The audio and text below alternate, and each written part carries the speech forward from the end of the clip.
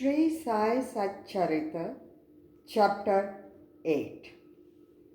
As hinted in the last chapter, Hemadpant now explains at length in his preliminary remarks the importance of human birth and then proceeds to relate how Sai Baba begged his food, how Baijabai served him, how he slept in the masjid with Tatya Kote Patil and Malsapati, and how he loved Kusal Chand of Rahata. Importance of human birth. In this wonderful universe, God has created billions, 84 lakhs according to Hindu Shastra calculation, of creatures or beings, including gods, demigods, insects, beasts, and men, inhabiting heaven, hell, earth, ocean, sky, and other intermediate regions. Of these, those creatures or souls whose merits preponderate go to heaven and live there till they enjoy the fruits of their actions, and when this is done, they are cast down, while those souls whose sins or demerits preponderate go down to hell and suffer the consequences of their misdeeds for as long as they deserve it. When their merits and demerits balance each other, they are born on earth as human beings and are given a chance to work out their salvation. Ultimately, when the merits and demerits both are worked out completely, they get their deliverance and become free.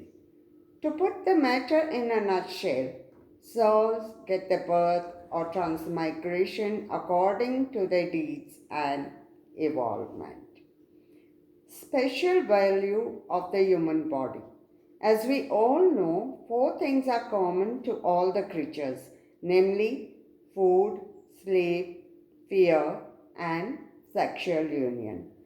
In the case of man, he is endowed with a special faculty named knowledge, with the help of which he can attain God vision, which is impossible in any other birth. It is for this reason that gods envy human species and aspire to be born as men on the earth, so as to get their final deliverance. Some say that there is nothing worse than the human body, which is full of filth, mucus, flame, and dirt, and which is subject to decay, disease, and death. This is true to a certain extent, but in spite of these drawbacks and defects, the special value of the human body is that man has got the capacity to acquire knowledge. It is only due to the human body or on account of it that one can think of the perishable and transitory nature of the body itself and of the world, and have an aversion for the sense enjoyments, and can discriminate between the unreal and the real, and thus attain God vision. So if we reject or neglect the body because it is filthy, we lose the chance of God vision, and if we fondle it and run after sense enjoyments because it is precious, we go to hell.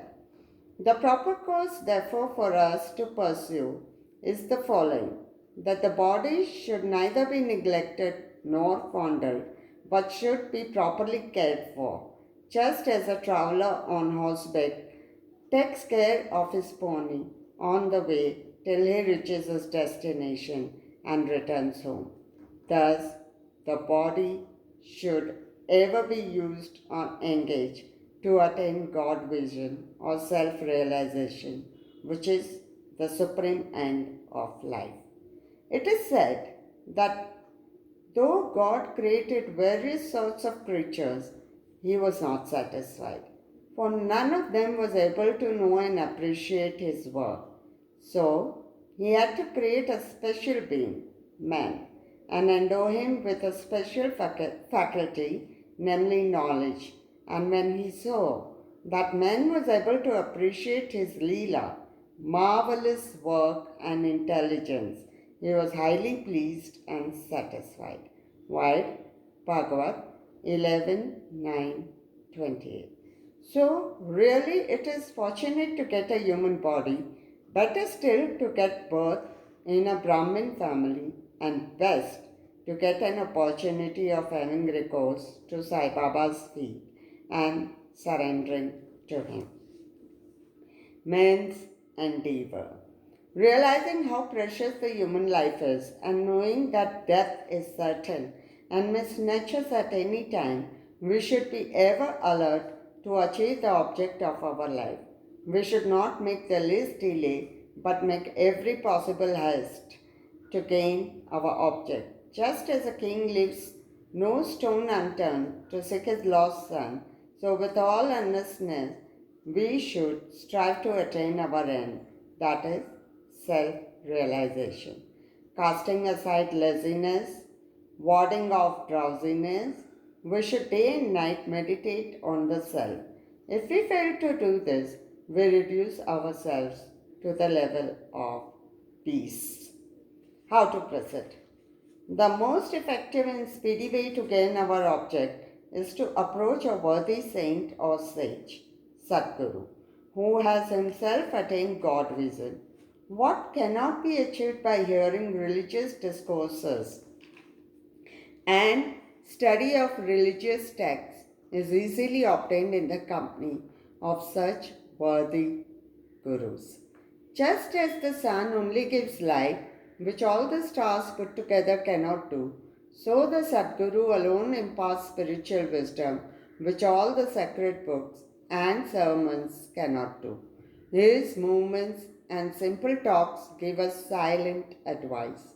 The virtues of forgiveness, calmness, disinterestedness, charity, benevolence, control of mind and body, egolessness, etc., are observed by the disciples as they are being practiced in such pure and holy company. This enlightens their minds and lifts them up spiritually. Sai Baba was such a sage or Sadguru. Though he acted as a fakir, he was always engrossed in self. He always loved all beings in whom he saw God or divinity. By pleasures, he was not elated. He was not depressed by misfortunes.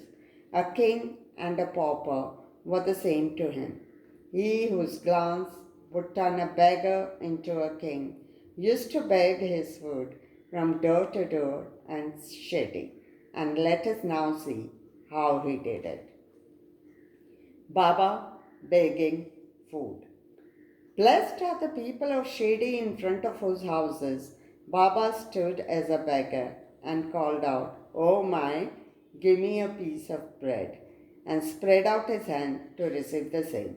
In one hand he carried a tin pot and in the other a joli or chopadari, that is, a rectangular piece of cloth. He daily visited certain houses and went from door to door. Liquid or semi-liquid things such as soup, vegetables, milk or buttermilk were received in the tin pot, while cooked rice, bread and such solid things were taken in the joli. Baba's tongue knew no taste as he had acquired control over it. So how could he care for the taste of the different things mixed up together? Whatever things he got in his joli and in the tin pot were mixed together and partaken by Baba to his heart's content. Whether particular things were tasty or otherwise was never noticed by Baba, as his tongue was devoid of the sense of taste altogether. Baba begged till noon, but his begging was very irregular. Some days he went a few rounds, and on other days up to 12 noon. The food thus collected was kept in a kundi, that is, earthen pot. Dog, cats, and crows freely ate from it, and Baba never drove them away. The woman who swept the floor of the masjid took some 10 or 12 pieces of bread to her house, and nobody prevented her from doing so. How could he, who even in dreams never warded off cats and dogs by harsh words and signs, refuse food to poor helpless people? Blessed indeed is the life of such a noble person. People in Shirdi took him in the beginning for a mad fakir. He was known in the village by this name. How could one who lived on alms by begging a few crumbs of bread be revered and worshipped? But this fakir was very liberal of heart, detached and charitable. Though he looked restless from outside, he was firm and steady inside. His way was inscrutable. Still, in that small village, there were a few kind and blessed people who recognized and regarded him as a great soul. One such instance is given below. Baijabai's brilliant service. Tatya Kote's mother Baijabai used to go to the woods every noon with a basket on her head containing bread and vegetables. She roamed in the jungles about 3 miles after 3 miles, trampling bushes and shrubs in search of the mad fakir, and after finding him out, fell at his feet. The fakir sat calm and motionless in meditation, whilst he placed a lift before him, spread her things, eatables, bread, vegetables, etc. thereon, and fed him insistently. Wonderful was her faith and service. Every day she roamed at noon in the jungles and insisted Baba to partake of the lunch. Her service, upasana, or penance, by whatever name we call it, was never forgotten by Baba till the end. Remembering fully what service she rendered, Baba benefited her son significantly. Both the son and the mother had great faith in the fakir, who was their god. Baba often said to them that fakiri is real, lordship is transient. After some years, Baba left going into the woods and began to live in the village and take his food in the masjid. Hence, Baijabai's troubles of roaming in the jungles ended. Dormitory of Trial. Ever blessed are the saints in whose heart Lord Vasudeva dwells, and fortunate indeed are the devotees who get the benefit of the company of such saints. Two such fortunate fellows, Tatya Kote Patil and Bhagat Malsapati, equally shared the company of Sai Baba. Baba also loved them both. These three persons slept in the masjid with their heads towards the east, west, and north, and with their feet touching one another at the center. After spreading their beds, they lay on them, chit-chatting and gossiping till late at night. If any one of them showed any signs of sleep, others would wake him up. For instance, if Tatya began to snore, Baba at once got up and shook him from side to side and pressed his head. If it was Malsapati, he pulled him close, stroked his legs, and patted him back. In this way, for a period of 14 years, Tatya, leaving his parents at home, slept in the masjid on account of his deep love for Baba. How happy and never to be forgotten were these days. How to measure that love and how to value the grace of Baba. After the passing away of his father, Tatya took charge of the household affairs and began to sleep at home. Kushal Chand of Ratha. Baba loved Ganpat Kote Patil of Shirdi.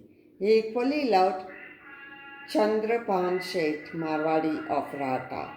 After the demise of the Sheth, Baba loved his nephew Kushal Chand equally or perhaps more and looked after his welfare day and night. Sometimes in a bullock cart, at other times in a tonga with intimate devotees, Baba went to Rata People of that village would come out with band and music and receive Baba at the gate of the village and prostrate before him. Then he was taken into the village with great eclat and ceremony.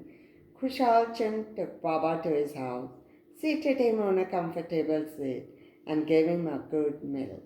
Then they talked freely and merrily for some time, after which Baba returned to Shirdi, giving delight and blessings to all. Shirdi is midway and equidistant from Rata on one side, that is south, and Nimgaon on the other, that is north. Baba never went beyond these places during his lifetime. He never saw any train nor traveled by it. Still, he knew exactly the timings of arrival and departure of all trains.